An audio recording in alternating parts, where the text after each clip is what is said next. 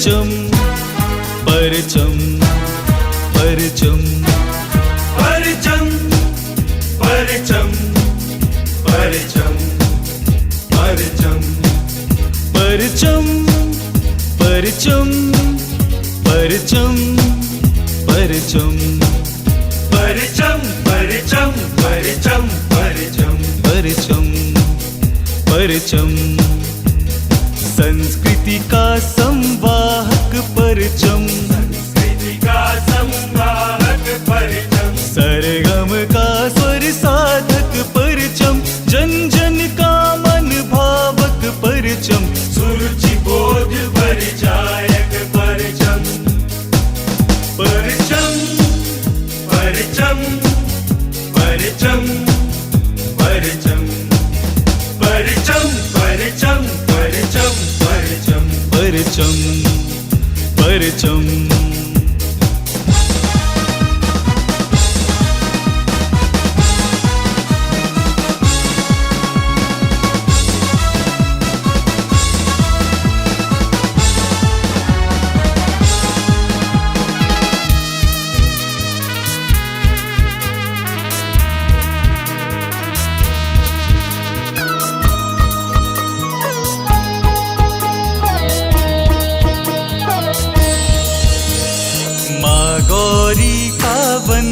परचम माँ गौरी का वंदन परचम, नमन करे गुणीजन को परचम, नव अभिनव प्रस्तोता परचम, गौशाला का गायक परचम परचम परचम परचम परचम परचम परचम परचम परचम परचम परचम परचम परचम परचम परचम परचम परचम परचम परचम।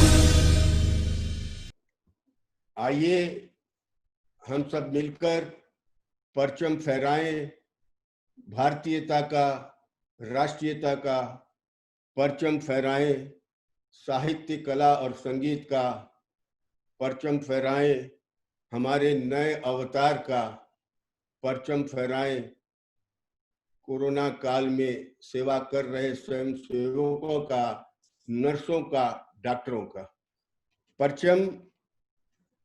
अपने संगीत प्रस्तुतियों से कोलकाता संगीत रसिकों का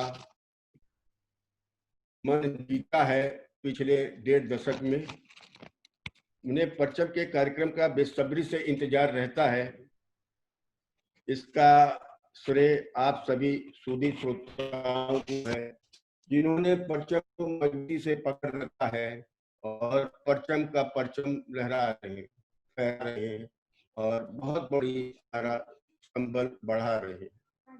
पिछले 10 नवंबर 2019 को कला मंदिर प्रेक्षागृह में हम लोगों ने अपनी 50वीं प्रस्तुति का उत्सव मनाया। मैंने 50 प्रस्तुति हम कला मंदिर में दिए हैं, ये गौरव हमें प्राप्त हुआ और उसका उत्सव हम कला मंदिर में बनाए, जिसको महिमा मंडित करने के लिए एक स्मारिका का प्रकाशन भी किया गया। और अब दूसरा कार्यक्रम हमारा 28 मार्च को होने वाला था, वो ये कोरोना काल के कारण से वो कार्यक्रम नहीं हो सका। अब जब आज हम सब कोरोना के कारण छत विक्षत हो रखे हैं, सारी दुनिया अपने मुश्किलों में देख रही है अपने आप को, तो इस अवसाद से निकलने के लिए क्या तरीके हो सकते हैं, इस पर विचार गोष्ठी करने के एक मन में आया। और आज हम आपके सामने कोरोना की चुनौतियां एवं उसकी संभावनाएं विषय लेकर एक विचार गोष्ठी का आयोजन आपके समक्ष कर रहे हैं। आप सभी सुधी श्रोताओं का स्वागत है। इस संचालन करेंगी इस विचार गोष्ठी का मनोज्ञा लोईवाल, जो पूर्वी भारत की संपादिका है अपने आज तक और इंडिया टुडे चैनल की, वो पूर्वी भारत की संपादिका है। उसके झोले में अनेकों सम्मान और पुरस्कार हैं, जिसमें सबसे ज्यादा महत्वपूर्ण अपनी मीडिया जगत का पुरस्कार Ramnath Goenka excellence for journalist, जो भारत का सबसे महत्वपूर्ण पुरस्कार है, वो इसकी झोली में आया है। इस छोटी सी बाला ने प्रधानमंत्री का लंबा इंटरव्यू लिया है और बॉलीवुड के शहंशाह अमिताभ बच्चन का भी उसने लंबा इंटरव्यू लिया है। कहने का मतलब है बाला आज हमें उपस्थित है संचालिका के रूप में। अब अपने विषय पर आने से पूर्व हमारे परचम के अध्यक्ष श्री सजन जी भजनका जी। हाँ जी, नमस्कार मुकुंद जी। आप आ जाएं, लोगों का स्वागत कर दें। चलिए। हाँ, नमस्कार मुकुंद जी। नमस्कार सभी सुधीजन मित्रों, सारे पैनलिस्ट, आप सबका इस कार्यक्रम में बहुत बहुत स्वागत है। आप जैसा जानते ही हैं, मुकुंद जी हमेशा कुछ नया चिंतन करते हैं।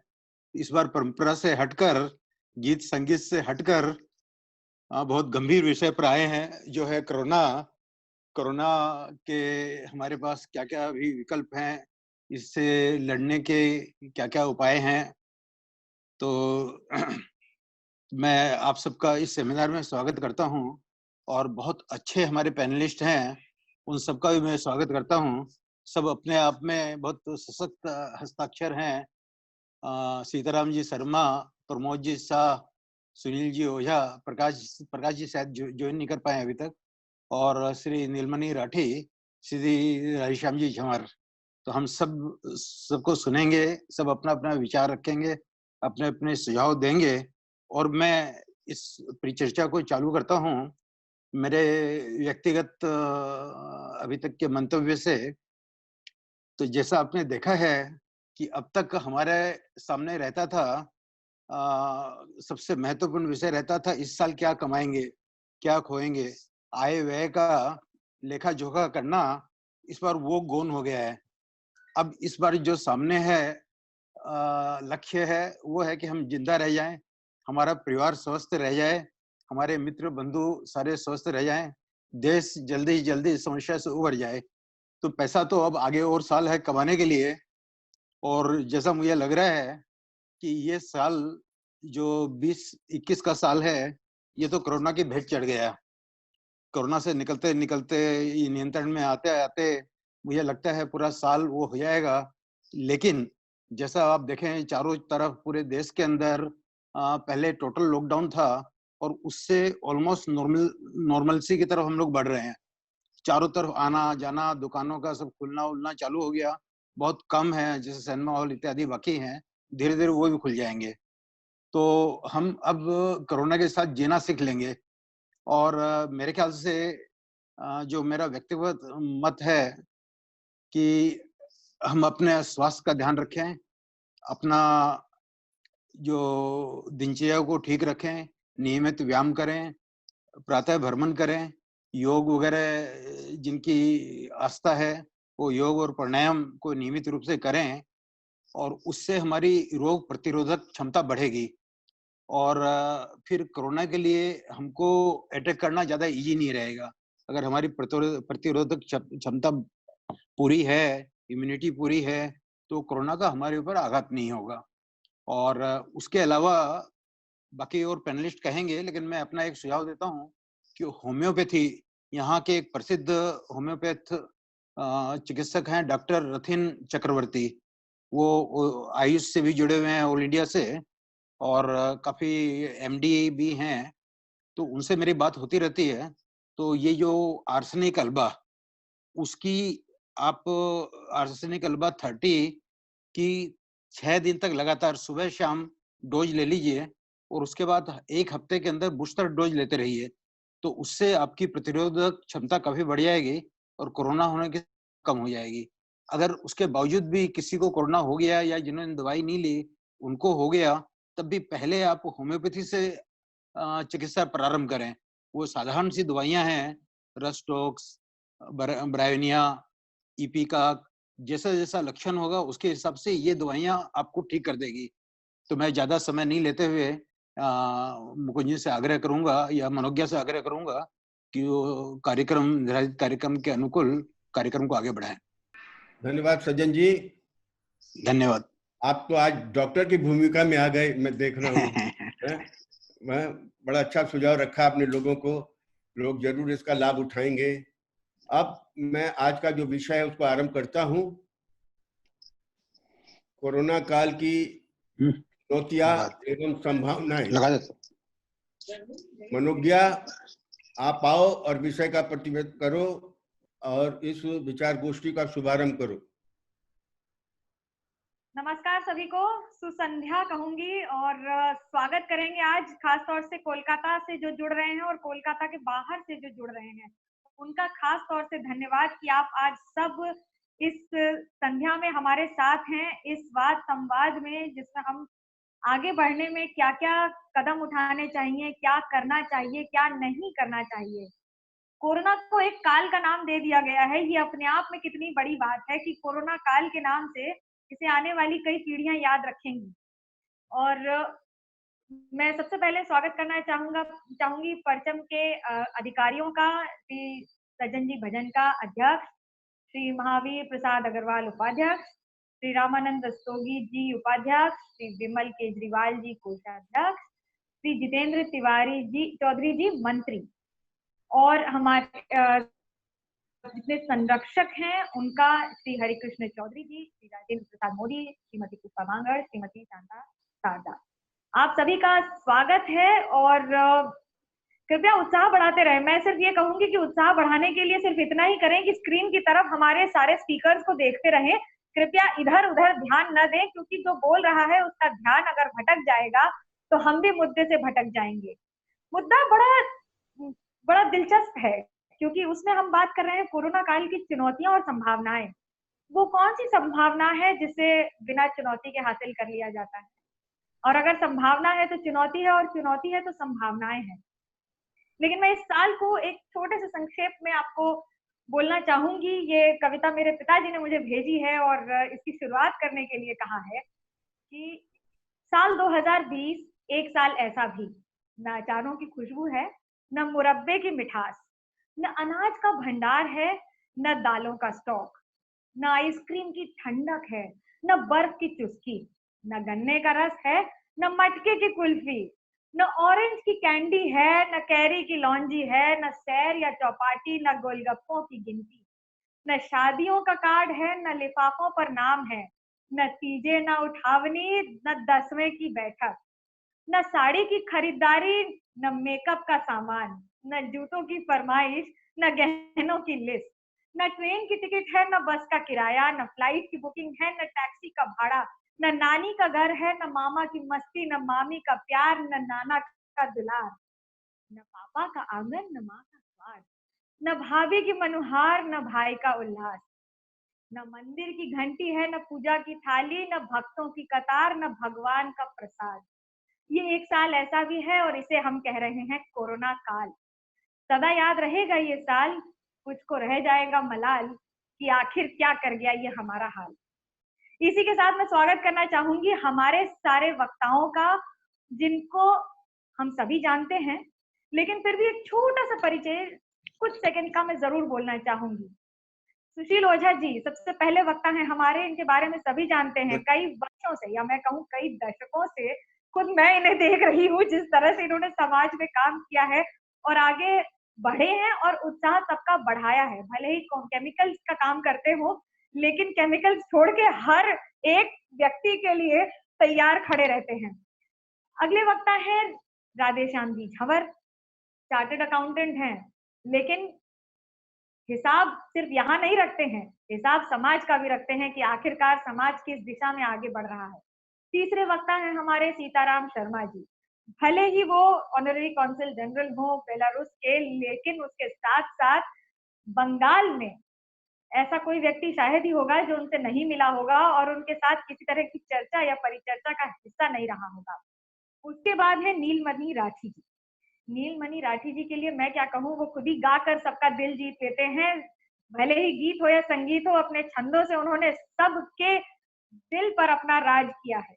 वहीं प्रमोद शाह जी हमारे 5वें वक्ता, लेकिन उनकी खास बात सिर्फ अकाउंटेंसी नहीं है, हिसाब किताब उन्होंने किताबों में इतना रख दिया है कि इतनी किताबें लिख दी हैं, उनका हिसाब रखना मुश्किल हो गया है। और आखिरी वक्ता होंगे प्रकाश चंडालिया जी, जो वरिष्ठ पत्रकार हैं, जिन्होंने नई शुरुआत की है और बंगाल में रहकर हिंदी पत्रकारिता में एक नया आयाम तय किया है। शुरुआत करते हैं अब हम लोग सुशील ओझा जी से। The floor is all yours sir. जी नमस्कार, थैंक यू मनोज्ञा जी। और आज के इस जूम की जो वीडियो कॉन्फ्रेंस हो रही है, इसमें जितने भी हमारे सीनियर्स हैं सबको मेरा प्रणाम। परचम, जैसा आपने भी बताया कि सज्जन जी ने कि एक नए अवतार में परचम आया है, मुकुंद राठी जी नया नया इनोवेशंस करते रहते हैं और हमेशा हम जो बहुत गंभीर मसलों में उलझे होते हैं उससे थोड़ा बाहर निकालने के लिए संगीत की दुनिया में लेकर जाते हैं। इस बार उसका ठीक उलट कार्यक्रम आज करना पड़ रहा है इनको कि हम सब लोग जो बिल्कुल अभी खाली बैठे हैं, अवसाद टाइप की स्थिति ना आ जाए, इनको हम वापस से किस तरह गंभीर माहौल में लेकर के जाएं और किस तरह काम में लगाएं, इस प्रक्रिया को शुरू करने के लिए, चर्चा करने के लिए आज की बैठक की है।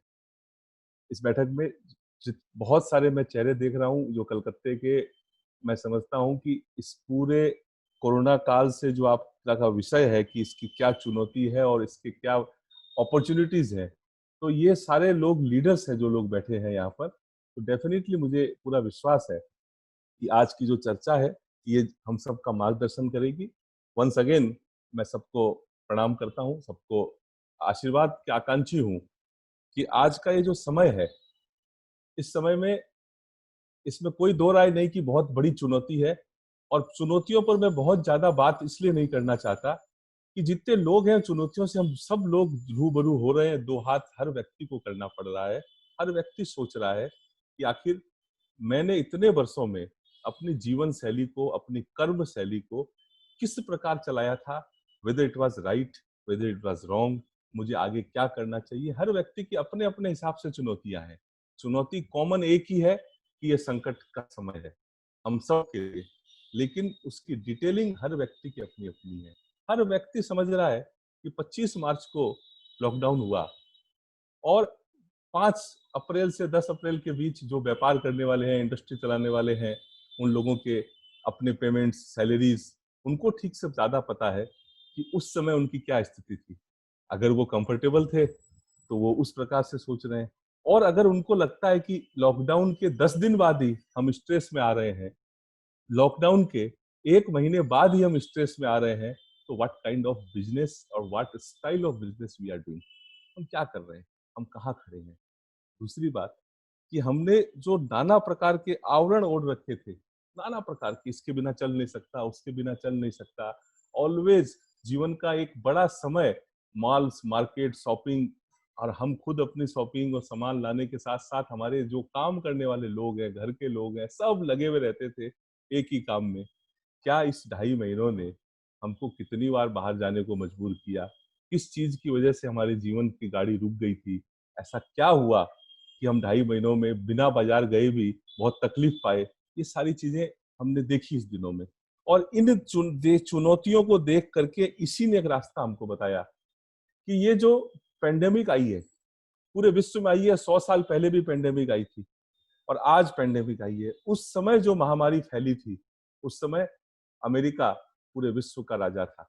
उस समय पेंडेमिक के बाद में जो परिस्थितियां बनी थी, वो अर्थव्यवस्था बहुत तेजी से बूम हुई थी 100 साल पहले की, जो आप उठाकर देखेंगे। अब फिर से वैसी स्थिति आएगी, इसमें कहीं कोई संदेह मुझे नहीं दिखता। इतनी असीम संभावनाएं अभी दिख रही है, और उन संभावनाओं में हम अपने आप को कहाँ प्लेस्ड पाते हैं, तो सबसे अच्छी बात ये दिखती है कि आज से 100 वर्ष पहले जहां पर दूसरे देश हुआ करते थे, आज मेरा भारत, हमारा देश, पूरे विश्व ने इस बात को स्वीकार कर लिया है कि हम विश्व गुरु की ओर बढ़ रहे हैं। सब लोग हमारी तरफ देख रहे हैं। हम उस चीज को गौर करके समझें, देखें कि इतनी चुनौतियों के बाद जिस दिन ये महामारी आई थी, भारत में पीपीई किट नहीं बनती थी, जिस दिन ये महामारी आई थी, हमारे यहाँ पर कोरोना टेस्ट की लैब नहीं हुआ करती थी। हमारे यहाँ मेडिकल में ऐसे इक्विपमेंट्स बनाने की, ऐसी दवाएं बनाने की कोई विशेष योजना, परियोजना ऐसी नहीं चलती थी, ऐसा हमको लगता था। लेकिन हमारे देशवासियों के जुनून ने, कर्मठता ने, दूरदर्शिता ने और हमारी जो पुरानी प्राचीन, जैसे मनोज्ञा जी ने अभी शुरुआत की अपने पिताजी की भेजी हुई कविता से, हम लोग अगर यही शुरुआत अपने जीवन में रख लें, ऐसा कि हमारे पिताजी ने हमको क्या सिखाया, हमारे दादाजी ने क्या भेजा है, हम उससे शुरू करें, तो मैं समझता हूँ इस महामारी के अवसाद से राठी जी हम बाहर तुरंत निकल जाएंगे। ऐसी कोई गंभीर बात नहीं है कि हम इन चीजों का मुकाबला नहीं कर सकें। आज जिस प्रकार की जो कोई भी संकट बड़ा नहीं होता है, विकल्प उसका नहीं हो, वो विकल्पहीनता संकट को बड़ा कर देती है। हमारे सामने ये जो संकट आया है, इसके विकल्प के रूप में हम अपने आप के खर्चों को सीमित करके, अपनी जरूरतों को सीमित करके, अपने आप को अनुशासित करके, हमारे प्राचीन परंपराओं को, जो पुराने जमाने में हमारे लोगों ने, ब्राह्मणों ने जो हमको सिखाया था, जो कहा था कि हमको हाथ धो करके घर में प्रवेश करो, या ये सारी बातें आप व्हाट्सएप फेसबुक पे रोज पढ़ते हैं, मैं समय नहीं लेना चाहता, वो सारी बातें हम अपने जीवन में लागू करें। दूसरी बात कि विश्व में और अभी हमने जो चीज परिवर्तन देखा, चेंज देखा, मनोज्ञा जी मैं आपसे निवेदन करूंगा, समय होते ही आप थोड़ा सा मुझे हाथ दिखा दें ताकि मैं रुक जाऊंगा। ये जहां विश्व में और हमारे यहाँ हमने जो परिवर्तन देखा कि पूरी दुनिया अपने आप को बचाने में लगी हुई थी। यहाँ तक कि अगर हम डेथ के आंकड़ों को देखें तो उसमें एक बड़ी संख्या जो ओल्ड एज होम में जो लोग थे, जो बुजुर्ग थे, उनकी मृत्यु हुई है। कौन थे वो? परिवार ने जिनको, समाज ने जिनको परिवार से अलग कर दिया था, ओल्ड एज होम में भेज दिया। सरकार ने उनको प्राथमिकता नहीं दी कि हम बुढ़ों को नहीं, जी बुढ़ों को हम जो है ज्यादा प्राथमिकता नहीं देंगे, और उनकी मृत्यु ज्यादा हुई। हमको, भारत एकमात्र ऐसा देश रहा जिसने सरकार की सक्रियता के साथ साथ समाज ने संवेदनशीलता दिखाई। एक भी व्यक्ति ऐसा नहीं बचा हुआ रहा जिस व्यक्ति ने अपने परिवार के अलावा अपने नौकरों को, अपने मेड्स को, अपने स्टाफ को, अपने वॉचमैन्स को और अपने समाज के लोगों को मदद नहीं की हो। आने वाले समय में बहुत सी कंपनीज हमारी तरफ देख रही है, देश की तरफ सैकड़ों लोग आ रहे हैं इधर, एक बहुत बड़ी अपॉर्चुनिटी आने वाली है। सिर्फ जरूरत एक बात की है कि हम सरकार की जो गाइडलाइंस है, सरकार की जो नीतियां है, रीति है, हम ये उन देशों में, अमेरिका में या चाइना की हम बात करते हैं तो वहां पर जिस तरह की तानाशाही है, हमारे यहाँ डेमोक्रेसी है। 130 करोड़ डेमोक्रेटिक कंट्री के लोगों को अनुशासन में रखते हुए ये काम करना एक बहुत कठिन काम होता है। हमको इसकी गंभीरता को समझते हुए आने वाले दिनों में अपनी कार्रवाई को आरंभ करिए। मैं इन्हीं शब्दों के साथ अपनी बात को यहाँ पर विराम देता हूँ और आपसे मार्गदर्शन चाहता हूँ। राधे श्याम जी, अब से निवेदन करूंगी कि वो आप अपनी बात रखें। 3 मिनट से 4 मिनट का समय हम लोग हर वक्ता को दे रहे हैं। उसके बाद फिर से सेकेंड राउंड में आपसी विचार विमर्श किए जाएंगे। बंधुओं, राठी जी ने एक नया आयाम दिया है परचम को, और आज संगीत के अलावा एक नई चीज शुरुआत की है, उसका बहुत बहुत स्वागत है। और आपने मेरे को इस कार्यक्रम में आने का निमंत्रण दिया। करुणा काल जो है, कोरोना काल, राठी जी ने एक नया शब्द दिया है जो डिक्शनरी में शायद नया रूप से जुड़ जाएगा। अब इस समस्या को बहुत तरीके से देखा जा सकता है। आप राष्ट्रीय परिवेश में देखें, अंतर्राष्ट्रीय परिवेश में देखें, अपने समाज की छोटी सी इकाई परिवार में देखें, हर आदमी समस्या से जूझ रहा है और संकट बहुत बड़ा हो गया है। लेकिन सारी जो अपनी हलचल थी सब रुक गई है, और इस हलचल का रुकना ही एक चुनौती बन गया है। अब इस चुनौती का सामना करने के लिए अपने को बहुत कुछ करना पड़ेगा, और मेरे हिसाब से सबसे बड़ी चुनौती इसमें परिवार को, अपने परिवार को, और मेरा अर्थ परिवार का मतलब अपने परिवार का नहीं है। मेरा अर्थ यहाँ परिवार का मतलब ये है जो भी औद्योगिक संस्थाएं चलती है, व्यापारिक प्रतिष्ठान चलते हैं, उसमें जितने कर्मचारी लोग साहब का काम करते हैं वो उनको परिवार का हिस्सा मानना पड़ेगा, और उसको अपने सही तरीके से देखभाल कर सकें, बहुत स्वास्थ्य से रूप से एंड आर्थिक परिवेश में अगर उनको कर सकें तो वो एक बहुत बड़ी अपने लिए चुनौती है। और उस चुनौती को अगर अपने सामने कर सकें तो मेरे ख्याल से काफी अंशों में अपनी चुनौती को स्वीकार कर पाएंगे और चुनौती का सामना कर पाएंगे। एक दूसरी समस्या जो आएगी और जो सामने मुंह बाए खड़ी है, वो हो रही है नौकरी पेशा लोगों की। ऐसा लग रहा है कि रोजाना अपने पेपर में देखते हैं, इंडस्ट्री काफी बड़ी प्रॉब्लम में आ रही है, व्यापारिक प्रतिष्ठान धीरे आस्ते करके प्रॉब्लम में आ रहे हैं, और इन सब प्रॉब्लम्स को लेकर के सबसे बड़ा प्रहार आएगा इंडिविजुअल आदमी जो नौकरी पेशे में काम करता है, उसके ऊपर सबसे बड़ा प्रहार आएगा। और जब उसके ऊपर प्रहार आएगा तो उसके परिवार के ऊपर आएगा, और जब एक परिवार के ऊपर आएगा, वो 10 परिवार को और इफेक्ट करेगा। इसलिए जरूरी यह है कि अपने जो हमारे साथ में जुड़े हुए कर्मचारी लोग हैं, उनको अपने देखें, उनकी समस्याओं को अपने समझें। और जैसा प्राइम मिनिस्टर ने शुरू में कहा था कि जितने भी कर्मचारी लोग हैं, हालांकि कानूनन जरूरी नहीं है कि अपने उनको पूरा पेमेंट देवें, लेकिन उनको चुनौतियों से उबारने के लिए, समस्याओं से उबारने के लिए अपने को उनके साथ में बैठ करके नेगोशिएट करके उनका परिवार कैसे चले, उसको भी अपने को देखना जरूरी है। और ये समस्या अगर एक पारिवारिक लेवल पे अगर सुलझ जाती है तो दोस्तों, परिवार समाज की एक इकाई होती है। और जब 100 परिवार, 1000 परिवार, 1 लाख परिवार एक साथ होते हैं, वो समाज बनता है, उससे राष्ट्र बनता है। तो इस तरह से अगर अपने लोग एक एक करके काम अगर करते जाएंगे और एक एक परिवार को अगर देखते जाएंगे, तो मेरे ख्याल से जितनी चुनौतियां हैं, उन चुनौतियों का अपना सामना कर पाएंगे। और एक बात और कहना चाहूंगा यहाँ पे, मनोज्ञा जी अगर टाइम हो तो काइंडली मेरे को बता दीजिएगा। एक बात और ये कहना चाहूंगा मैं कि अभी ये जो समस्याएं चल रही है, इसका निदान बिल्कुल सरल है। मेरे ख्याल से ये एक सही टाइम है फॉर कमिंग इनटू एंटरप्रेन्योरशिप। मैं जो बात कर रहा था नौकरी पेशा लोगों की, देखिए संकट के समय में आदमी बहुत सीरियस हो जाता है, बहुत कुछ करने की ठान लेता है, और वो अगर ठान ले पक्का हो जाए तो आज के दिन गवर्नमेंट ने बहुत कुछ स्कीम्स निकाली है। उस स्कीम में चलते जो एंटरप्रेन्योरशिप जो अपने समाज में से एक तरह से खत्म होते जा रही है, उसको अगर अपने वापस ला सकें तो मेरे ख्याल से कोरोना काल का बहुत बड़ा ये अभिशाप जो है वो वरदान के रूप में सिद्ध हो जाएगा।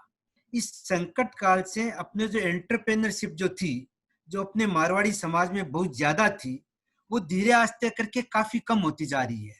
आपको एक छोटा सा आंकड़ा देता हूं, अपने जो लोग बैठे हैं यहाँ पे सबको। Institute of chartered accountants of India, जो भारत की सबसे बहुत बड़ी प्रोफेशनल बॉडी है, उसमें जितने लड़के पास होते हैं, लड़के लड़कियां, 90% of them they go for service, they don't come to service, they don't come for own business, in spite of the fact कि उनका परिवार उनको सपोर्ट कर सकता है, वो खुद इतने सक्षम है कि वो काम कर सकते हैं। लेकिन एक अजीब तरह की एक हवा चल रही है कि हर बच्चा जॉब में जाना चाहता है, और उसके चलते क्या होता है कि जिस बच्चे के बाप दादा 100 आदमी को रखते थे, वो बच्चा खुद किसी आदमी के नीचे में जा रहा है। मेरे को लगता है कि यह जो चीज है इसको बंद होना चाहिए, और इसके लिए this is the most right time. अभी गवर्नमेंट काफी कुछ दे रही है अपने लोगों को, और उसमें अपने को मिलना चाहिए कि नई इंडस्ट्री शुरुआत की जावे, नया काम शुरुआत किया जावे। गवर्नमेंट ने एमएसएमई में काफी बड़ी सुविधाएं दी है। मुद्रा लोन एक अलग निकाली है गवर्नमेंट ने, उसमें काफी कुछ अपने को मिल सकता है। सवाल ये रहता है कि जो युवक आज के जो हैं, वो अगर इस काम को एडॉप्ट करें कि मेरे को कुछ करना है, कोई जरूरी नहीं होता है कि मैं जिस प्रोफेशन में करा हूं वैसी को काम करूं, ऐसा नहीं होता है।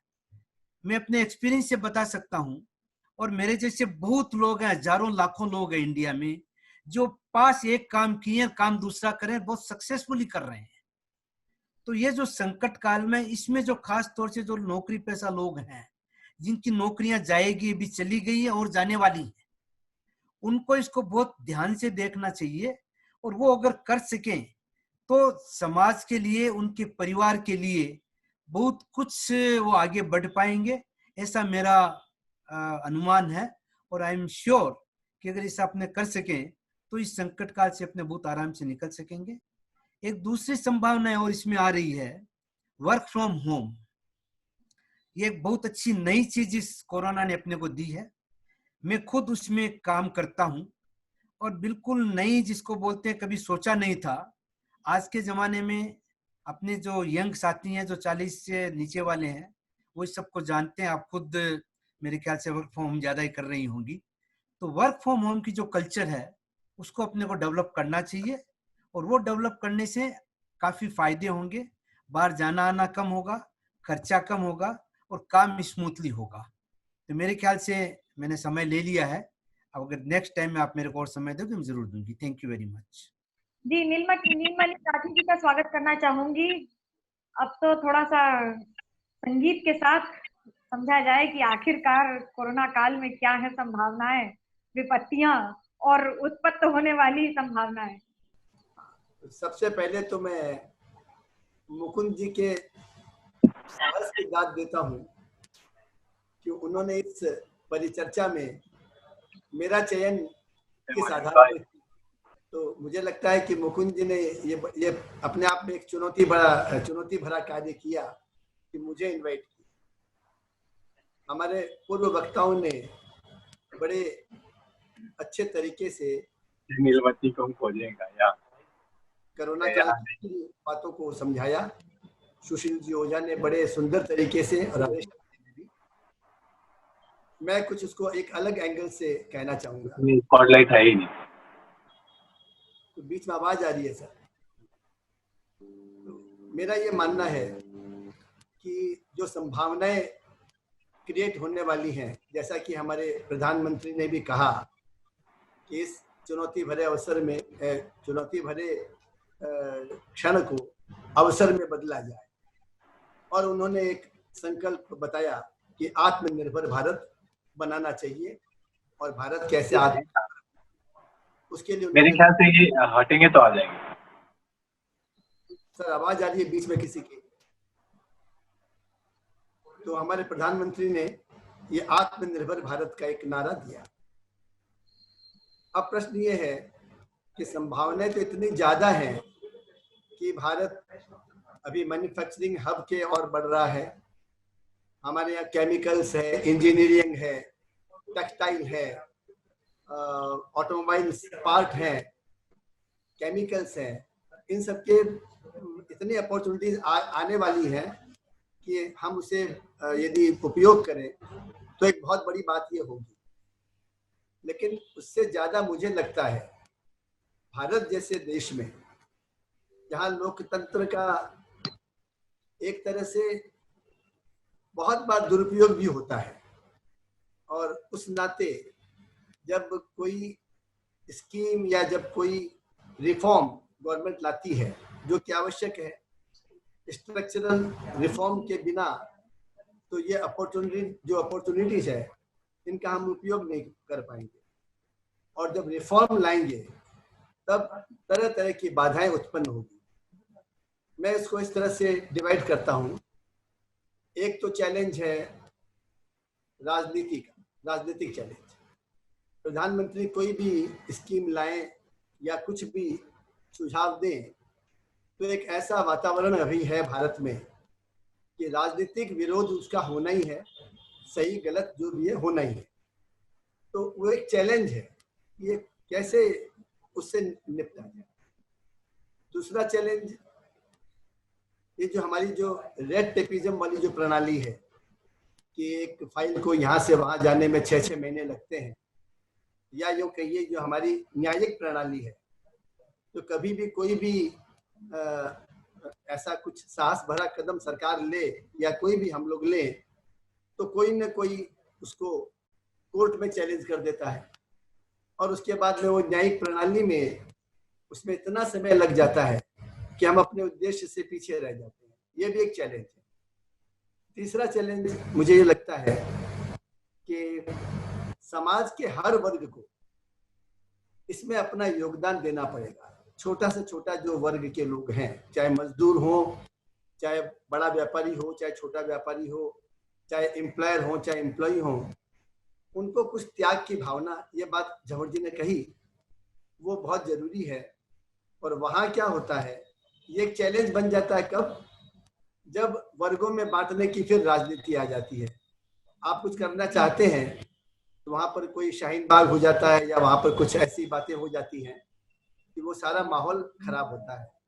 तो मुझे लगता है कि संभावनाएं बहुत हैं, रास्ते भी बहुत हैं, हमारा नेतृत्व भी बहुत अच्छा है, लेकिन चुनौतियां जो है वो उस संदर्भ में मैं बोल रहा हूँ कि वो जो काम 2 साल में हो सकता है, जिस इस समस्या से हम निपट सकते हैं और पूरे गति में आ सकते हैं शायद 1 साल में, तो वहाँ 5 वर्ष लग जाएंगे यदि ये सारी चुनौतियां जो है वो बाधा बनकर आएंगी। इनसे कैसे निपटा जाए कार्य है, ऐसा मेरा मानना है। तो इस विषय पर फिर मैं आगे बोलूंगा। मेरा ये मानना है कि ये चुनौतियां आने वाली हैं और इससे कैसे निपटा जाए। इसी को आगे बढ़ाते हुए अटल बिहारी वाजपेयी जी की एक कविता बोलना चाहूंगी। रार नहीं ठानूंगा, हार नहीं मानूंगा, काल के कपाल पे लिखता मिटाता हूँ, गीत नया गाता हूँ। कोरोना काल में भी नए गीत के जरिए ही नीलमणि राठी जी ने हमें बताया है कि आखिर आने वाले दिनों में क्या क्या चुनौतियां होंगी, क्या क्या दिक्कतें होंगी। हमारे अगले वक्ता है प्रमोद शाह जी, जिन्होंने अकाउंटेंसी ऑनर्स तो किया है, लेकिन किताबें मुझे लगता है अकाउंट्स की किताबों को पढ़ने से ज्यादा किताबें लिखी होंगी। स्वागत करते हैं प्रमोद शाह जी का। हाँ, तो सबसे पहले तो बता दूं आपको, जिसे हम कोरोना काल कह रहे हैं,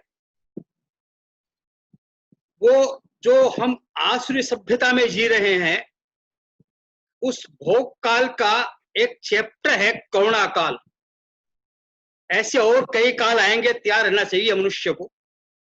जिस तरह नेचर के साथ खिलवाड़ किया है इसने, हजारों एटम बम जमीन के अंदर, समुद्र में, और पता नहीं क्या क्या हो रहा है, तो ये एक कोरोना काल कोई आश्चर्यजनक बात नहीं है। ये तो मुझे लगता है टेलर है, अभी बहुत कुछ आएगा यदि आदमी नहीं संभला। फिराक साहब के 2 शेर बहुत काम के हैं कि मत पूछ रफ्तारे इंकलाब फिराक, मत पूछ रफ्तारे इंकलाब फिराक, इतनी आहिस्ता और इतनी तेज। जब बदलाव आता है तो लगता है बरसों नहीं आया, जब आता है तो अचानक आता है।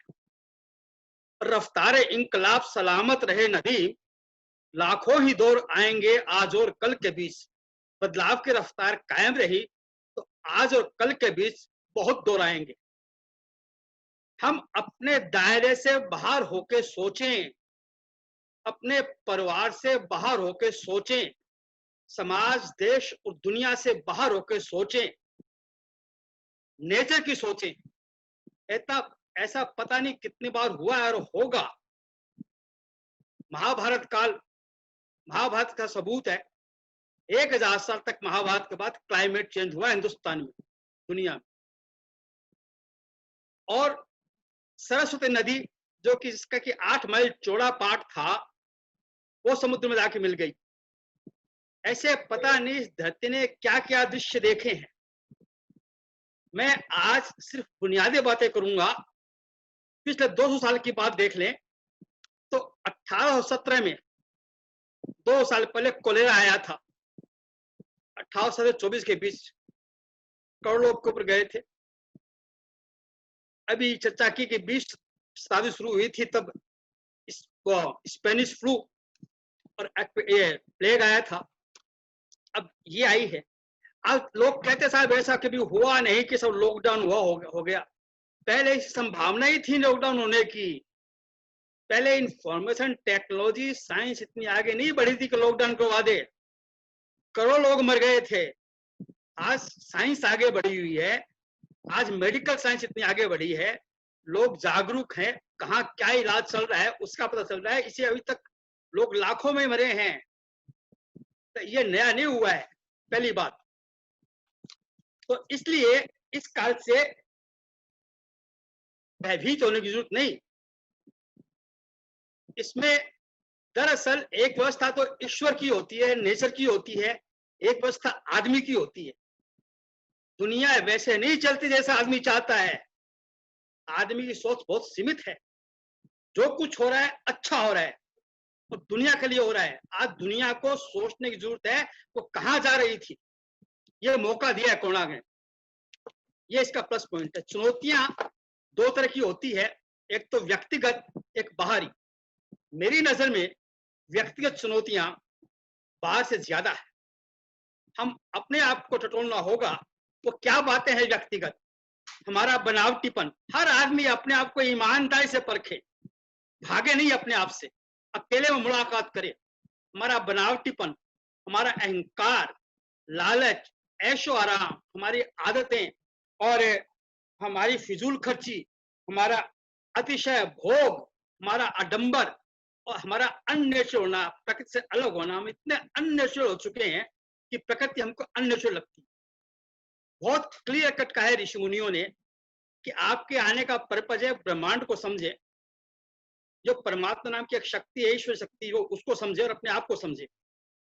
आपका शरीर और दुनिया माध्यम है। हमने हमारे शरीर को, दुनिया को दृश्य मान लिया और भगवान को माध्यम बना दिया, तो हम खुद अपने लिए चुनौती बन गए।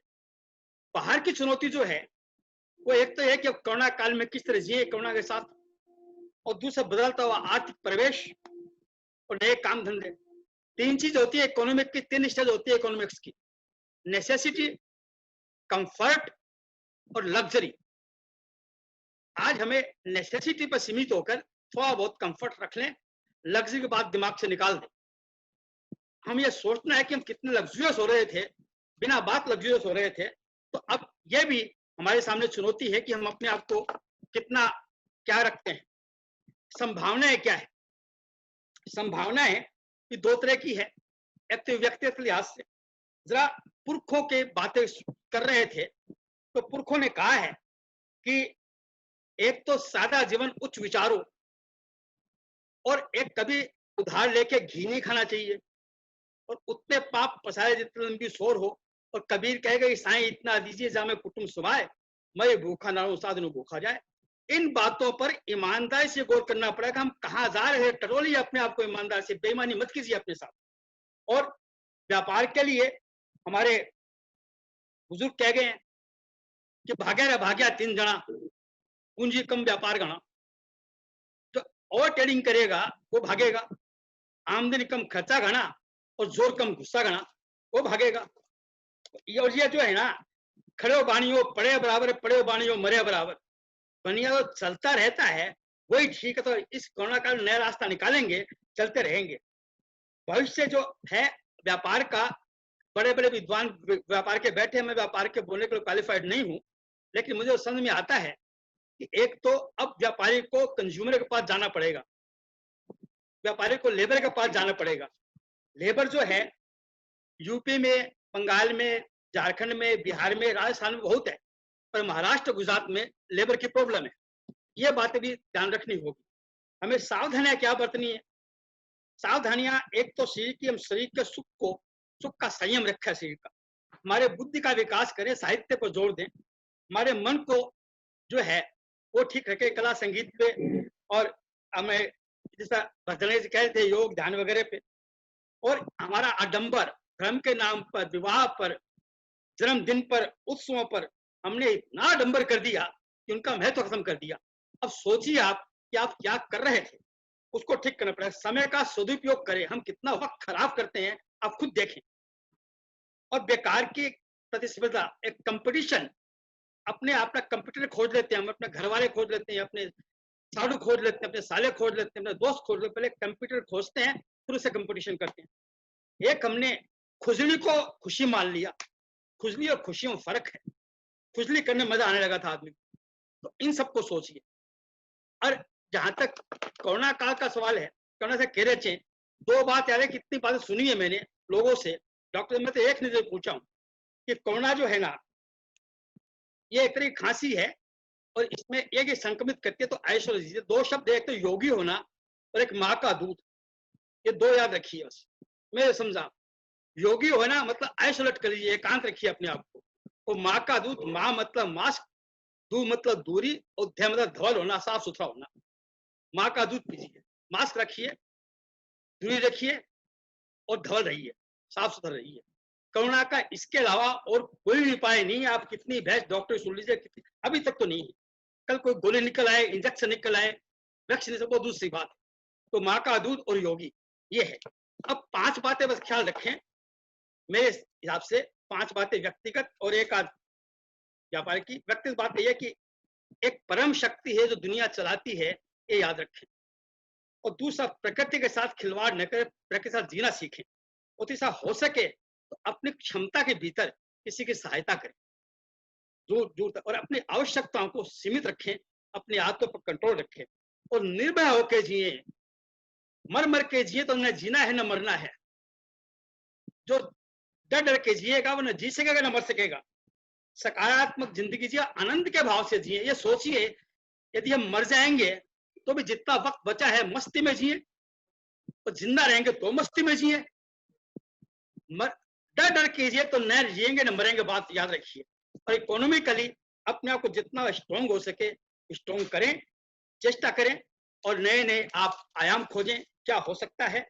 और अंत में फिराक साहब के एक शेर, बड़ा प्यारा शेर है कि एक रोग पैदा कर ले हम, भय से कैसे निकले, इस रोग को निकालने का रोग पैदा कर ले, साहस पैदा कर ले। रोग एक पैदा कर जिंदगी के वास्ते, रोग एक पैदा कर जिंदगी के वास्ते, सिर्फ सेहत के सहारे जिंदगी करते नहीं। खाली शरीर शरीर स्वास्थ्य स्वास्थ्य, इससे जिंदगी नहीं चलेगी।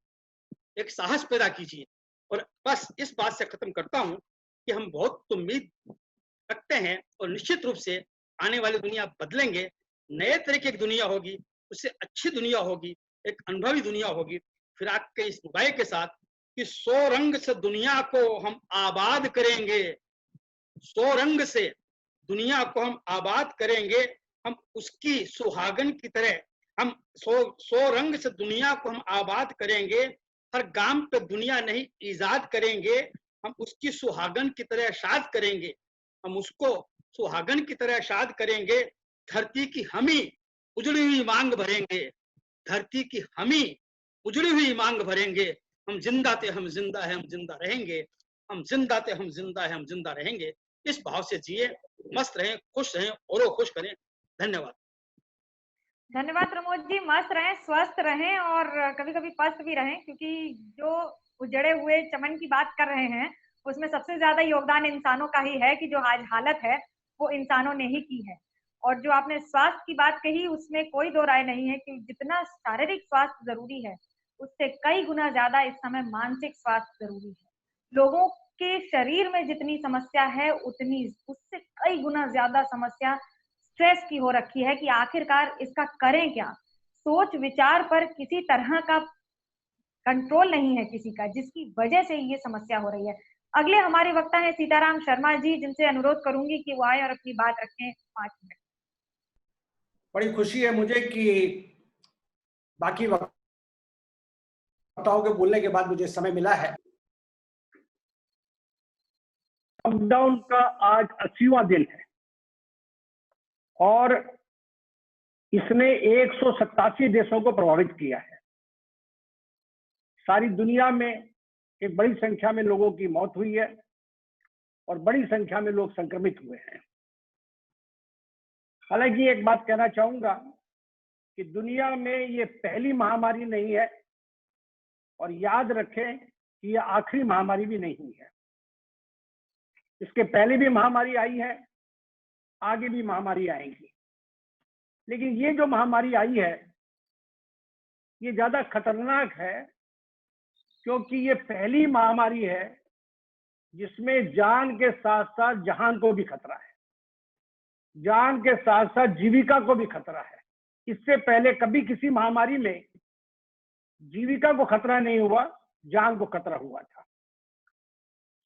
इसलिए सरकार को सेहत भी बचानी है और रोजगार भी बचाना है, दोनों को बचाना है।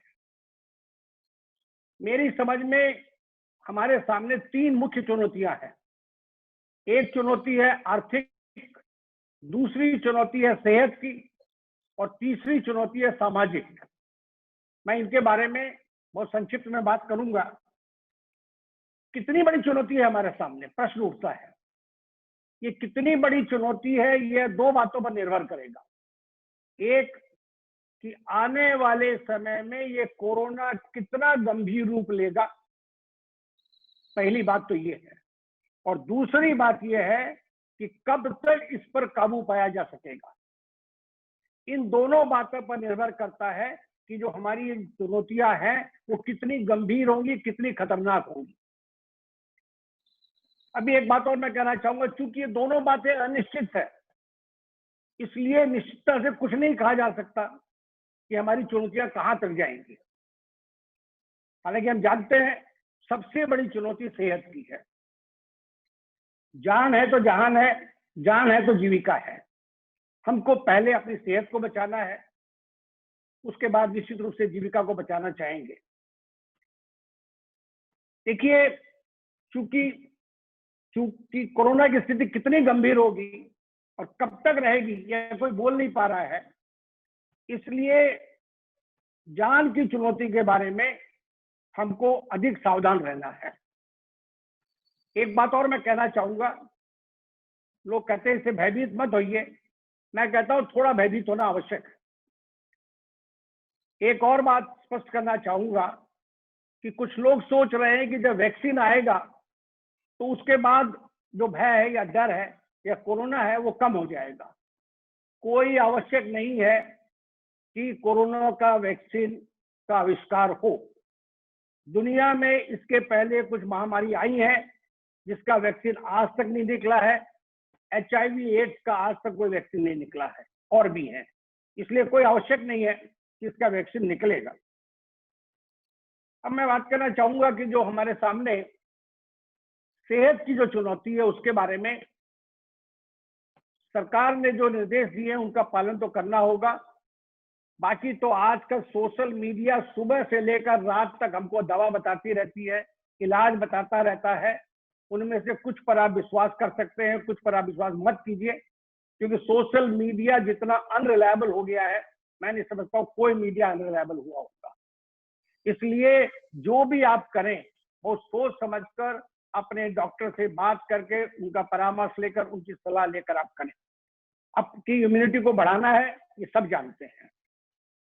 देखिए, कोरोना केवल स्वास्थ्य का संकट नहीं बल्कि एक बड़ा आर्थिक संकट बन गया है। दुनिया भर में करीब 2.5 करोड़ नौकरी खतरे में है और यूनाइटेड नेशंस के अनुसार करीबन 5 करोड़ और लोग और गरीबी के नीचे चले जाएंगे। यह तो तब है जबकि हम जानते हैं कि आने वाले दिनों में कोरोना का गंभीर रूप अभी आना बाकी है। अभी तक सबसे बड़ी जो समस्या आएगी वो हमारे सामने आएगी बेरोजगारी की, भुखमरी की और महंगाई की। इन तीनों चीजों के बारे में हमको बहुत ज्यादा सोचना है, उसके बारे में करना है।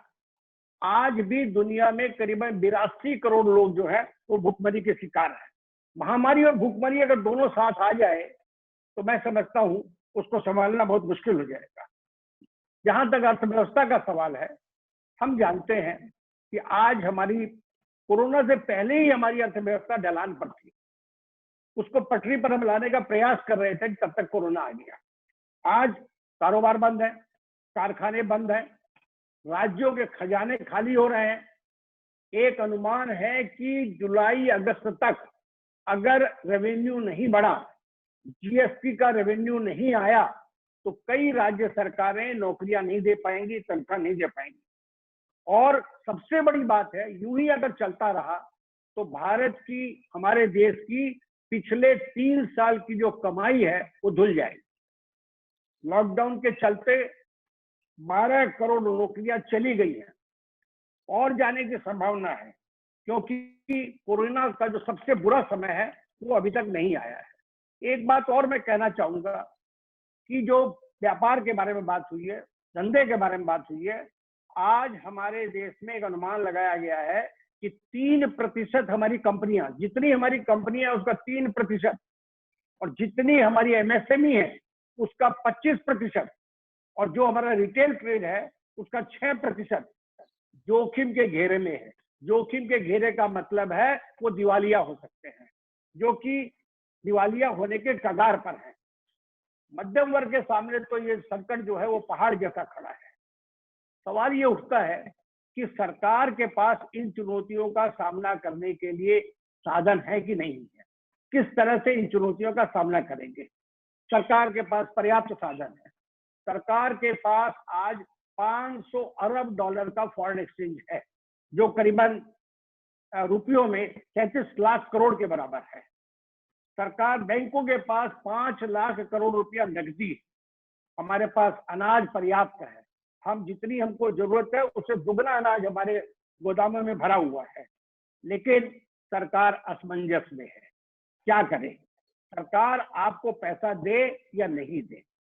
सरकार जब भी जिस तरह का कर रही है वो मनी लेंडर की तरह व्यवहार कर रही है कि आपको कर्ज पर रुपया दे रही है, जबकि जरूरत इस बात की है कि आप उपभोक्ता की जेब में पैसा आए, और जब तक पैसा उपभोक्ता की जेब में नहीं आएगा तब तक वो खर्च नहीं करेगा, और अगर खर्च नहीं करेगा तो मंदी नहीं जाएगी और डिमांड नहीं बढ़ेगी, और मांग अगर नहीं बढ़ेगी तो व्यवसाय किसी भी हालत में आगे नहीं बढ़ सकता।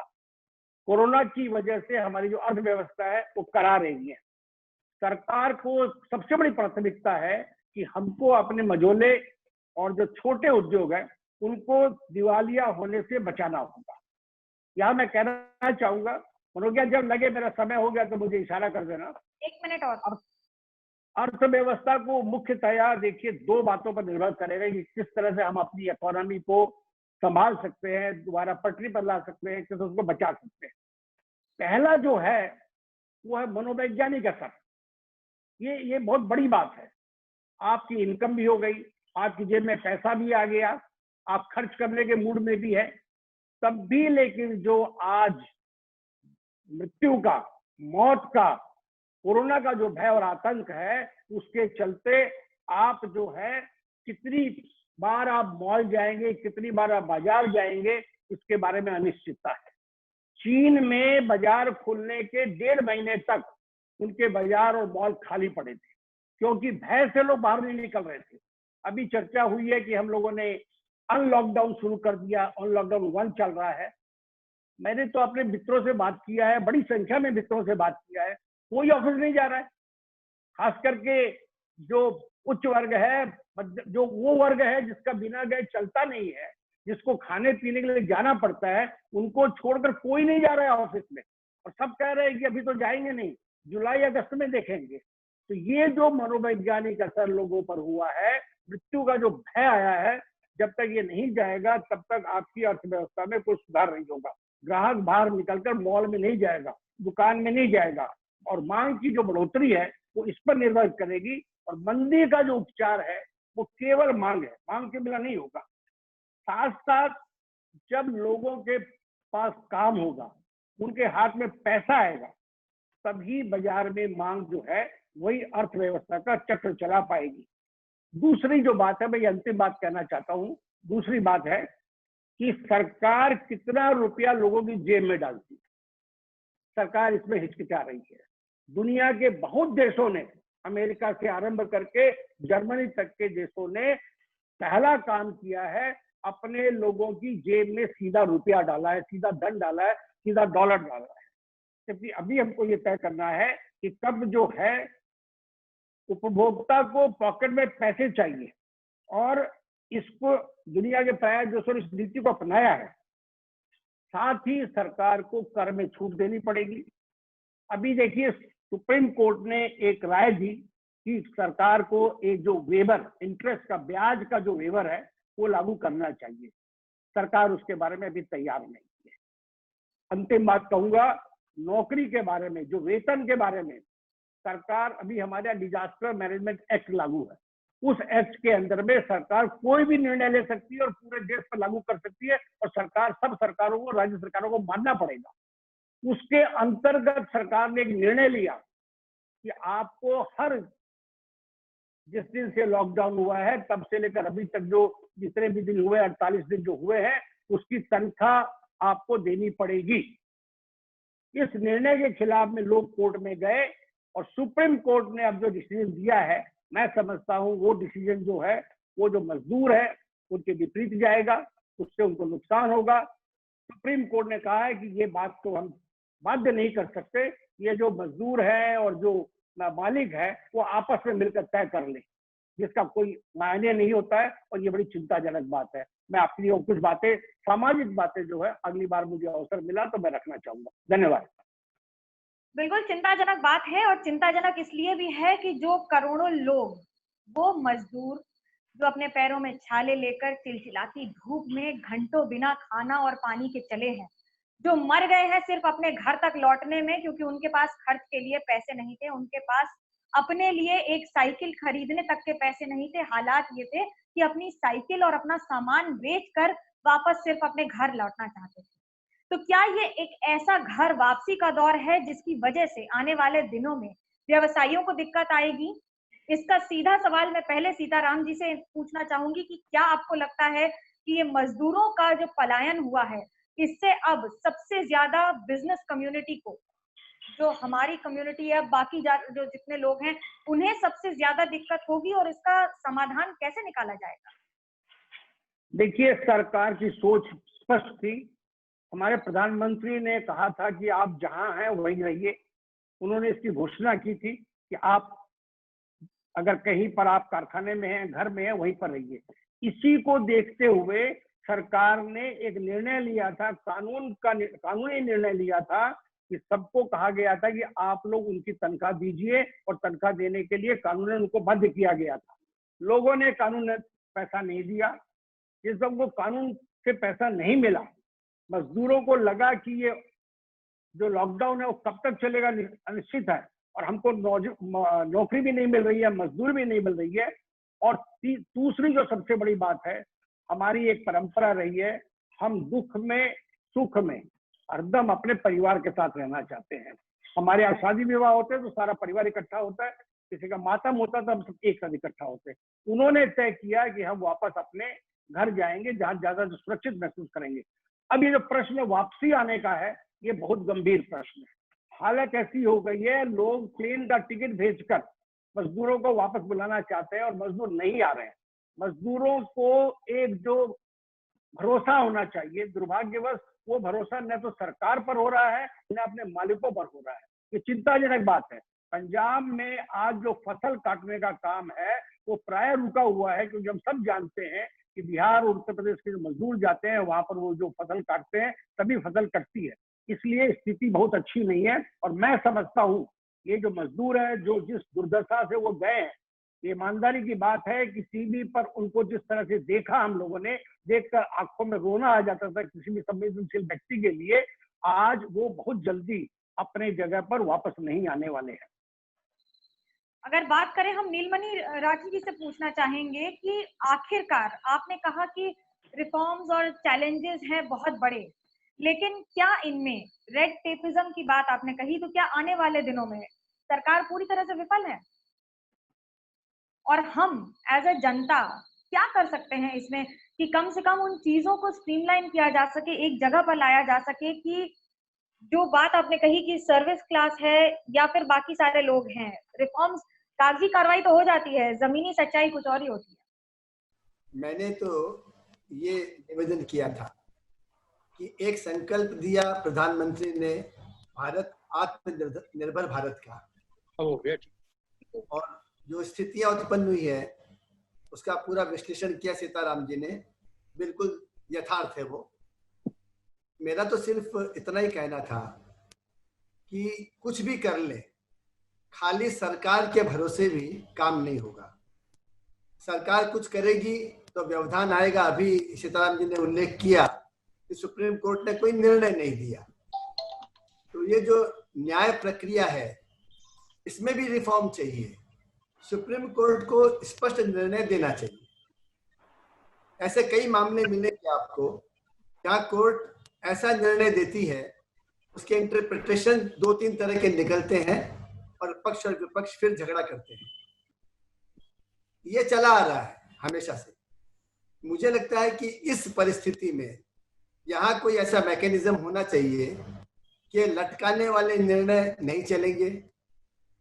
ये कोई यदि इंडस्ट्री लगाना चाहे, कोई बाहर से निवेश करना चाहे, तो वो पहले जानना चाहेगा कि यहाँ पर लैंड की उपलब्धता क्या है, लेबर लॉज क्या कहते हैं, प्लस वो वहाँ का जो पॉलिटिकल सीन है वो आश्वस्त होना चाहेगा। लेकिन वो भारत में दुर्भाग्य से वो स्थिति लानी जरूरी है। भले ही जैसा अभी सीताराम जी ने कहा कि सरकार के पास अभी बहुत सारे पावर्स हैं, उन पावरों का उपयोग करना पड़ेगा। उन पावरों का उपयोग करके सख्ती से, और ये जो तरह तरह के जो बाधाएं आती है राजनीतिक और न्यायिक और रेड टेपिज्म वाली, इस समस्या का कोई ना कोई मैकेनिज्म जब तक नहीं आएगा तब तक बाकी समस्याएं जो है, बाकी चीजें अपनी जगह हैं, लेकिन गति चक्के को घुमाने के लिए ये भी जरूरी है, जितना जरूरी वो मांग बढ़ाने के लिए पैसा देना जरूरी है, वो उससे टेम्पररी रिलीफ होगा। लेकिन यदि एक क्रांति के हिसाब से यदि रिकवरी करनी है, क्योंकि ऑलरेडी देश पिछड़ चुका है आर्थिक रूप से, कोरोना में और पिछड़ गया, अब उसको प्लस में लाने के लिए जो गति चाहिए, उसके लिए ये सारे जो चैलेंजेस जो मैंने कहा, राजनीति वाला, सामाजिक वर्गों वाला और ये न्यायिक प्रक्रिया और रेड टेपिज्म वाला, इस बीमारी को भी उसी सख्ती से निपटने के लिए जो भी मैकेनिज्म सरकार तय करे वो निहायत जरूरी है। नहीं तो इसमें वक्त बहुत लगेगा, समय उबर तो जाएंगे, लेकिन जो काम होना चाहिए 2 साल में उस पर शायद 10 साल लग जाए, मेरा ये मानना है। सुशील जी, आपसे पूछना चाहेंगे सबसे जरूरी सवाल कि आखिरकार आपने जो कहा कि हाँ चुनौतियां हैं, लेकिन इन चुनौतियों में हमने समाधान भी खोज लिया है। पीपीई किट पहले भारत में नहीं बनते थे, दवाइयां नहीं बनती थी, लेकिन अब बन रही हैं। तो क्या ये एक नए समय काल का आगाज है कोरोना काल? निश्चित रूप से मेरा ये मानना है कि पूरे विश्व की जो स्थितियां इस समय आर्थिक दृष्टिकोण की अगर हम बात कर रहे हैं, तो उससे अलग हटकर भारत की स्थिति है। तकलीफ भारत में भी है, वहां भी है, लेकिन रेशियो यहाँ का उतना भयानक नहीं होने वाला है जितना बाहर के देशों में है। अभी बात आई कि 12 करोड़ नौकरियां चली गई। भारत की जो सोच है, मैं एक बात इस पे कहना चाहूंगा कि इस पूरे कोरोना से जो मैंने पहले खंड में अपनी बात रखी, कि एक चीज हमको एकदम स्पष्ट समझ में आई, लोगों को मान लेना चाहिए कि India is the best. Bharat निश्चित रूप से, हमारी चाहे वो परंपराएं हो, हमारी सोच हो, हमारी डिसिप्लिन हो, हमारी कार्यशैली हो, हमारे काम करने का तरीका हो, बिजनेस विथ एथिक्स हो, हर चीजों में हमने विश्व में एक अलग पहचान इस बार सामने आया। इन 12 करोड़ नौकरियों में मुझे नहीं लगता कि भारतीय जो कंपनियां हैं, उन कंपनियों में से 1 करोड़ की भी छटनी हुई है क्या।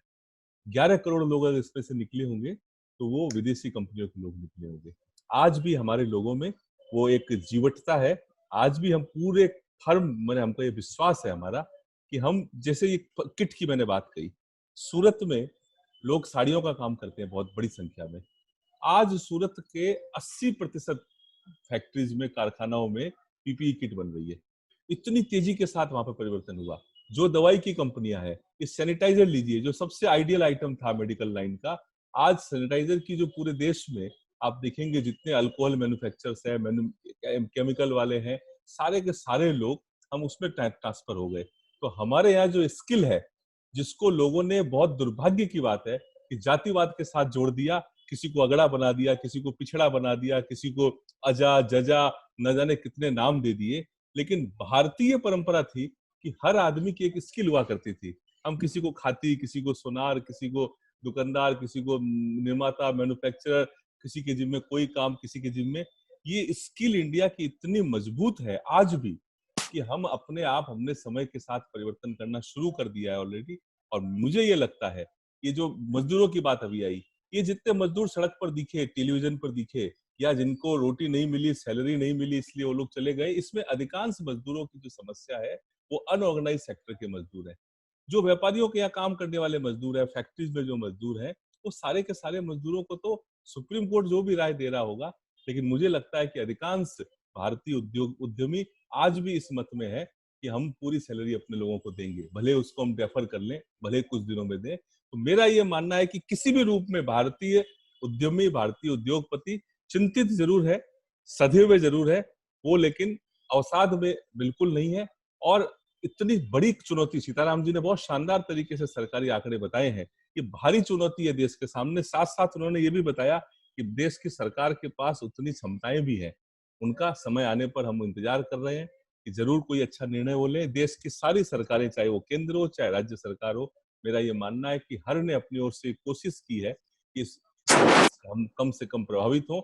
और मुझे पूरा विश्वास है, फिर मैं इस बात को कहना चाहूंगा, कि हम अपनी क्षमता के बल पर, अपने दूरदर्शिता के बल पर बस एक बात हम खाली मान लें, और आपसे भी मेरा ये आग्रह रहेगा मनोज्ञा जी कि अभी आपने जिस कविता से शुरुआत की थी, समापन भी उसी से करें कि ये जो एक व्हाट्सएप पे बात आई अभी कि बहुत फालतू की चीजें आते हैं, कभी कभी व्हाट्सएप पे बड़ी अच्छी चीजें आती है। एक मैसेज आजकल खूब चल रहा है कि सरकार ने ठीक किया है कि मरने में 20 लोग और पढ़ने में शादी में 50 लोग से ज्यादा अलाउ नहीं करेंगे, कारण कि किसी भी मैयत पर जब जाते हैं तो 20 से ज्यादा दुखी नहीं होते और शादी में जाते हैं तो 50 से ज्यादा खुश नहीं होते। तो सरकार ने ठीक कर दिया है। तो क्या ये ठीक है क्या हम 50 लोगों को बुला करके शादी, कल मेरे पास एक निमंत्रण आया है, एक मारवाड़ी है ना, वो हर चीज में कुछ न कुछ रास्ता निकाल लेते हैं हम। कल मुझे निमंत्रण मिला कि सुशील जी मेरे बेटे की शादी है, आपको आना है, 5 से 6:30 के बीच में आप जरूर आइएगा।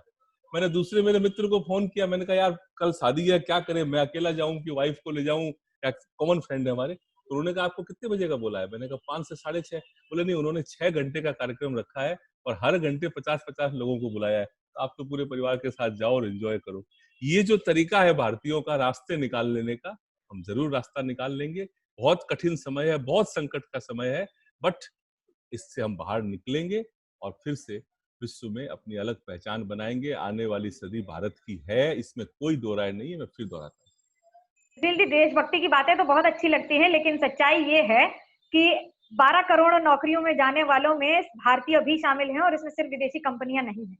दूसरी बात जो आपने कही कि जो एक 6 घंटे का पूरा कार्यक्रम कर दिया गया है, ये पहले भी होता था, अब थोड़ा नजरअंदाज करने की जगह उसे नजरों में लाया जा रहा है, क्योंकि अगर सुबह मेहंदी से लेके शाम को शादी का फंक्शन है जिसमें एक साथ सब लोग आते थे, अब थोड़े थोड़े लोगों को ज्यादा बुलाया जाएगा। जो एक तरकीब और निकाल ली है लोगों ने, वो ये है कि एक ही फंक्शन के लिए 3 हॉल बुक कर ले रहे हैं, तो 150 लोग एक ही समय भी आ रहे हैं। लेकिन अगर हम बात करें, जो मैं पूछना भी चाहूंगी प्रमोद जी से, आपने आध्यात्म के रास्ते पे कहा कि ये पहले भी हुआ है, आगे भी होगा, इसमें कोई नई बात नहीं है। लेकिन नई बात ये है कि नेसेसिटी, कंफर्ट और लग्जरी, इन तीनों के आंकड़े, इन तीनों की पूरी जो एक स्ट्रक्चर था, जो एक ढांचा था, वो पूरी तरह से बदल गया है। अब आप ट्रंक कॉल की जगह जूम कॉल पे बात कर रहे हैं, यही अपने आप में लग्जरी टू नेसेसिटी का परिवर्तन है। और जिस उम्र के लोग आज इस मीटिंग में शामिल हुए हैं, ये अपने आप में बताता है कि जो चीज कंफर्ट थी वो अब नेसेसिटी बन गई है। 3 महीने में बहुत कुछ बदला है। तो क्या हम ये माने कि हम आध्यात्म की राह पर चलें और प्रकृति को जो ध्यान दिया है वो नजरअंदाज करने की वजह से हुआ है, लेकिन इसमें तो सरकार की भी उतनी ही जिम्मेदारी। सरकार की जिम्मेदारी आप व्यवस्था के हिसाब से कह सकती हैं, लेकिन सरकार ने बहुत अच्छा स्टेप लिया था। जिम्मेदारी व्यक्तियों की है, हम लोग क्या इतने सावधान हैं क्या? इतने मजदूर निकले, कैसे निकल गए इतने मजदूर? राज्य सरकारें क्या कर रही थी, केंद्र क्या कर रहा था? खाली सरकार हर बात के लिए आजकल सरकार पर छोड़ देना, यदि हम खुद संभल के रहें तो सरकार का काम आधा हो जाए। सरकार ने कह सकते हैं साहब और 15 दिन 20 दिन पहले फ्लाइट से बंद कर देनी चाहिए थी, ये कर देना चाहिए था, वो कर देना चाहिए था, लेकिन जब कोई नई चीज आई, अमेरिका जैसे देश को नहीं पता था कि इसका क्या है, उनके कई डॉक्टर्स संक्रमित का, उनको नहीं पता क्या संक्रमण में आ गए, हमारे रिलेटिव डॉक्टर वो संक्रमित हो गया, हम लोगों को पता नहीं ना अमेरिका को क्या बीमारी आ रही है।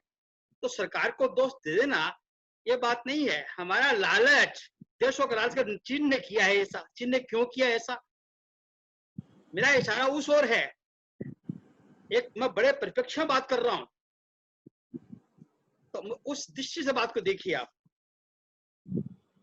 राधेश्याम जी, आपसे पूछना चाहूंगी कि आपने कहा कि सैलरीज हैं, सर्विसेज हैं, और एक बड़ी दिलचस्प बात कही कि एंटरप्रेन्योरशिप कम हो रही है, लेकिन वहीं जो लोग काम करते थे वो अब अपने घर से काम करके बाकी सारी चीजों को अपॉर्चुनिटी में बदल रहे हैं।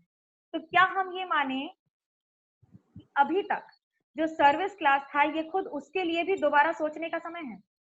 हाँ, मैं ये बोलना चाहता था कि सरकार कभी किसी की पॉकेट में, इंडस्ट्री की पॉकेट में पैसा नहीं दे सकती है, क्योंकि सरकार के अपने लिमिटेड साधन होते हैं और एक मोरल रेस्पॉन्सिबिलिटी बनती है। आदमी कर्ज लेता है व्यापार करने के लिए, उसको वापस चुकाने की वो जिम्मेदारी रहेगी तो वो ठीक से काम करेगा। और एमएससी में इतनी सुविधाएं दी गई है अभी, और मैं बताता हूँ आपको, मुद्रा लोन जो दिया गया है, बहुत लोगों को इसकी जानकारी नहीं है कि 10 लाख रुपए तक का सरकार बिना पैन कार्ड के आपको पैसा देने को तैयार बैठी है।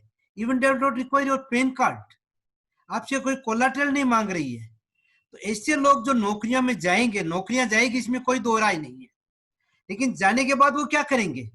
उनको अभी से सोच लेना चाहिए कि मेरे को कुछ करना है। और जैसे नीलमणि जी ने कहा कि प्रधानमंत्री जी आत्मनिर्भर भारत, तो आत्मनिर्भर भारत में ये बात आएगी। और अभी किसी वक्ता ने ये बात कही कि साहब खाती, लुहार, चमार जो होते हैं, इनको अपने आज के दिन स्किल्ड वर्कर अगर किया जाए तो ये काम भी बहुत बड़े स्केल पे हो सकता है।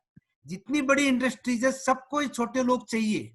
सवाल ये कि इनको ऑर्गेनाइज तरीके से, एक इंस्टीट्यूशनल तरीके से अगर इसको किया जाता है तो ये काम बहुत अच्छे से हो सकता है। एक बात और कहना चाहूंगा बिफोर आई एंड। देखिए, भयावह स्थिति खाली देखने से समस्याएं दूर नहीं होगी। समस्या को तो दूर करने के लिए हर आदमी को अपना काम करना पड़ेगा, और अपना काम करने के लिए उसको अपनी सोच लानी पड़ेगी। मैं बोलता हूं, एक इकाई, एक व्यक्ति, एक इकाई होती है।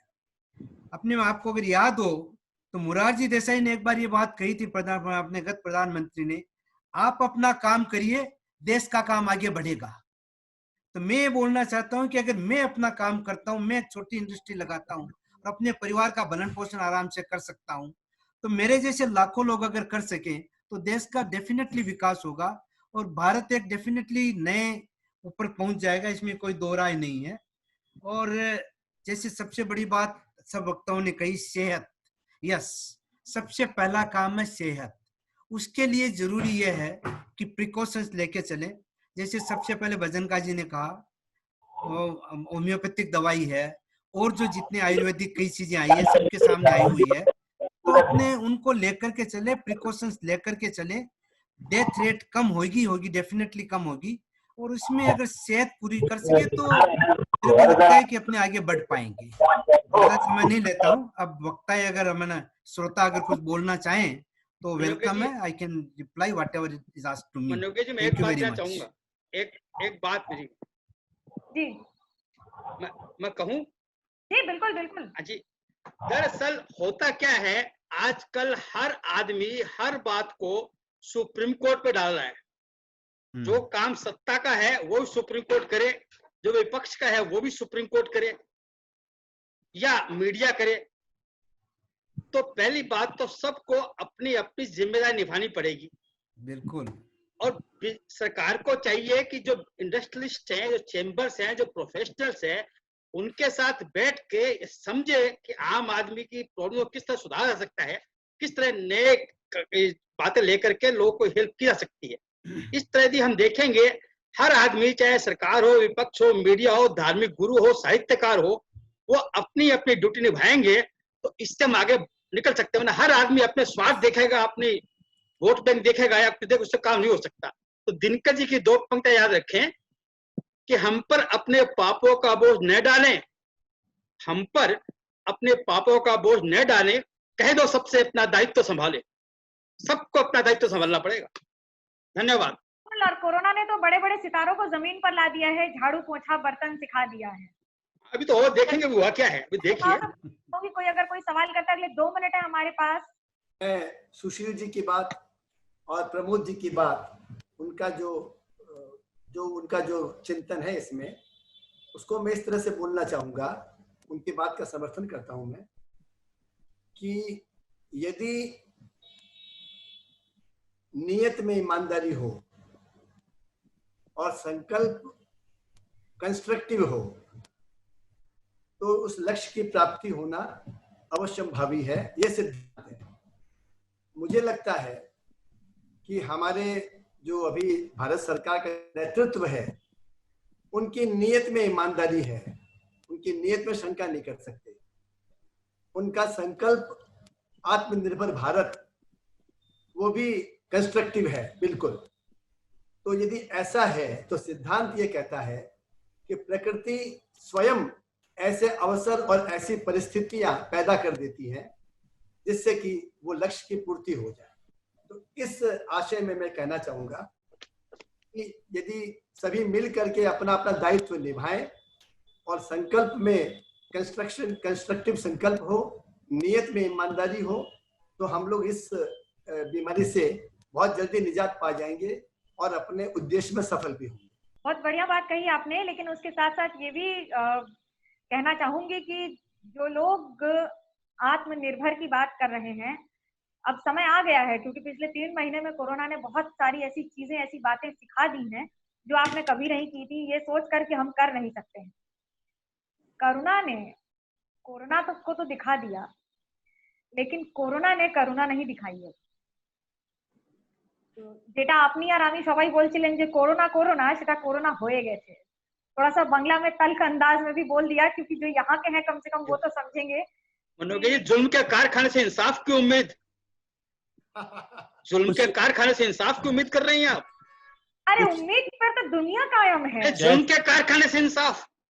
चैट पर मनोगिया जी कुछ प्रश्न है, आप अगर उनको देखें तो देख लें। उम्मीद पर दुनिया कायम है। वो मैं अभी उम्मीद की बात नहीं कर रहा हूँ। कोरोना जुल्म का कारखाना है, उससे करुणा की उम्मीद। एक सवाल आया है हमारे लिए, जो आप सबसे पैनल के लिए मैं ओपन करना चाहूंगी, ये पूछने के लिए कि क्या फ्यूचर ऑफ इलेक्ट्रॉनिक्स जैसे मोबाइल फोन, इनका क्या भविष्य दिख रहा है आपको? क्या इसका इंक्रीज होगा, इसकी स्कैर्सिटी इंक्रीज होगी, कि इस समय क्या करना चाहिए? इनका भविष्य अच्छा है जी। भविष्य अच्छा है। एक सवाल और है सीताराम जी के लिए, जिसमें पूछा जा रहा है कि क्या अभी दफ्तर जाना शुरू कर दें, और क्या दफ्तर नहीं जाने से इकोनॉमी को बहुत ज्यादा लॉस होगा? मैं सर्वप्रथम तो मुकुंद जी राठी को बधाई दूंगा। बहुत बधाई बटोर ली यार, आप बोलो। हाँ, बहुत ही उत्तम कार्य आपने किया है। कोरोना एक बहुत ही संकट है, ये निश्चित रूप से सब जानते हैं, सब वक्ताओं ने भी कहा है। लेकिन हमारी सरकार ने जिस तरह से इसको फेस किया है, मैंने शुरू में मोदी जी ने जो लॉकडाउन किया, लोगों को डिसिप्लिन में लाने के लिए किया, फिर डिसिप्लिन में आए, लोग अपना हाथ धोएं, दूर रहें, मास्क लगाएं, एक डिसिप्लिन मेंटेन करें। उसके पश्चात उन्होंने उसी समय ये कहा कि सभी जो मालिक हैं वो अपने कर्मचारियों को उचित वेतन देने की कोशिश करें, उनका वेतन न काटें, जिससे उनका खर्चा चले।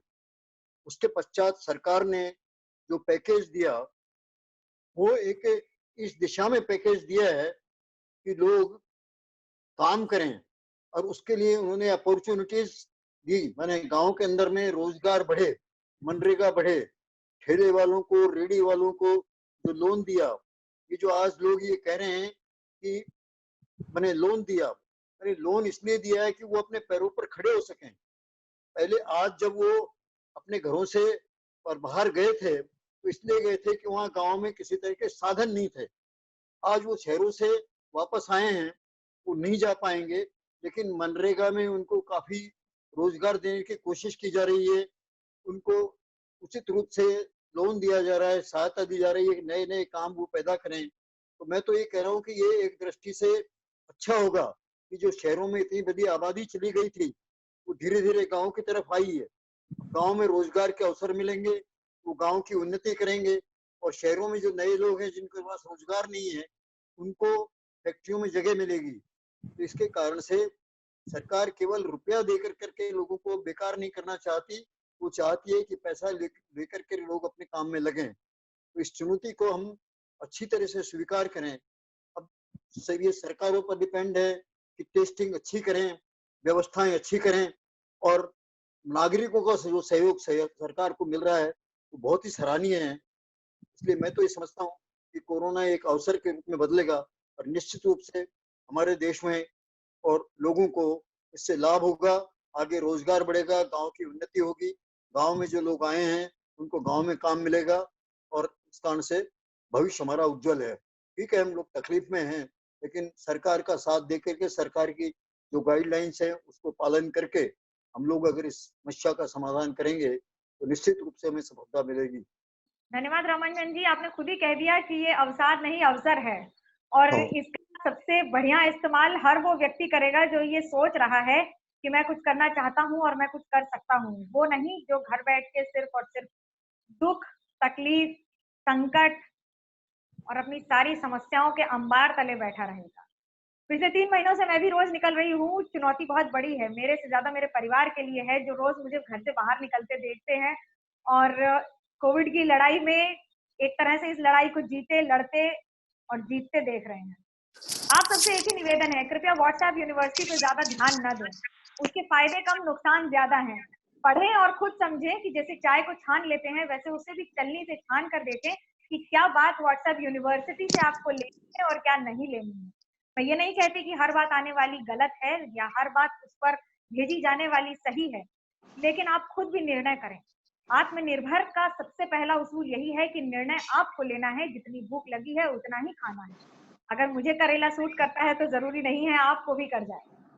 इन सब के बीच में आप सबसे एक ही रिक्वेस्ट करूंगी कि अपने स्वस्थ रहने का प्रयास करें, अपने स्वास्थ्य का ध्यान रखें, क्योंकि विदेशों में जिस तरह से आंकड़े हैं, आमतौर पे भारत के आंकड़े ये कहते हैं कि एक साल में करीब 4,11,000 लोगों की मौत टीबी से होती है और कोरोना उस आंकड़े से अभी कई गुना ज्यादा पीछे है। ये अपने आप में एक खुशखबरी है।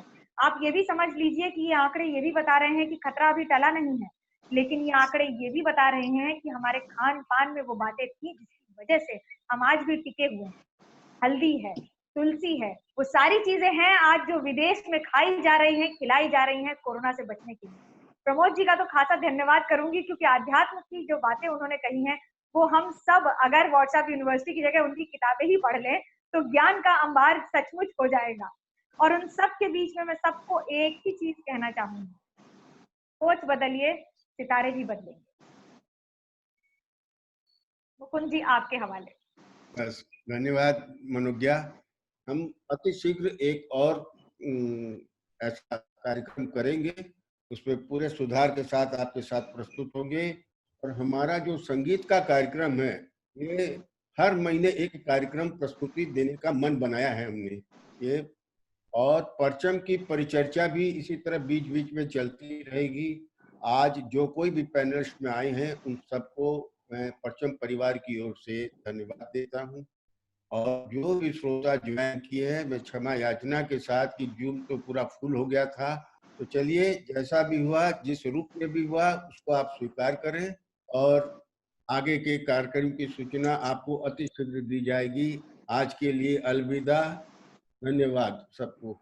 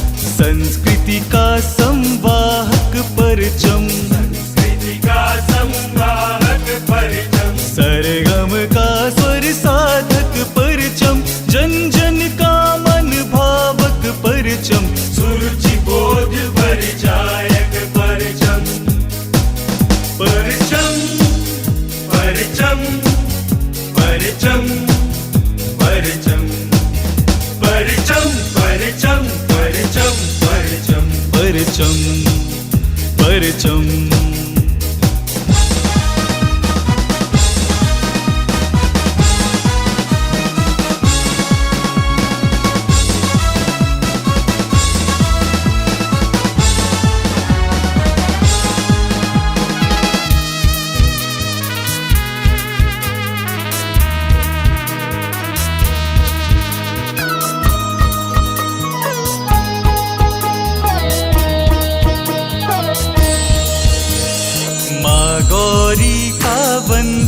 परचम, गौरी का वंदन परचम, नमन करे गुणीजन को परचम, नव अभिनव प्रस्तोता परचम, गौशाला का गायक परचम, परचम परचम परचम परचम।